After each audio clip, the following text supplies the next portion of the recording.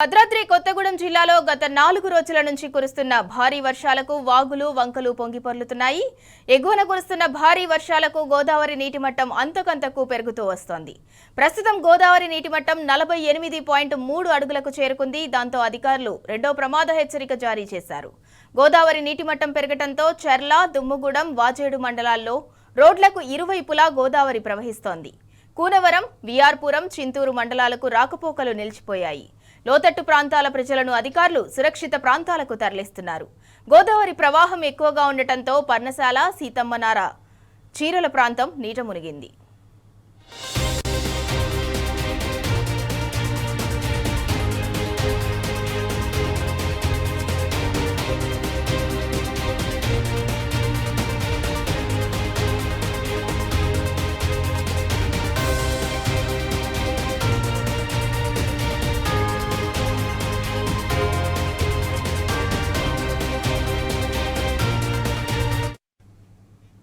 భద్రాద్రి కొత్తగూడెం జిల్లాలో గత 4 రోజుల నుంచి కురుస్తున్న భారీ వర్షాలకు వాగులు వంకలు పొంగిపొర్లుతున్నాయి. ఎగువన కురుస్తున్న భారీ వర్షాలకు గోదావరి నీటిమట్టం అంతకంతకు పెరుగుతూ వస్తోంది. ప్రస్తుతం గోదావరి నీటిమట్టం 48.3 అడుగులకు చేరుకుంది.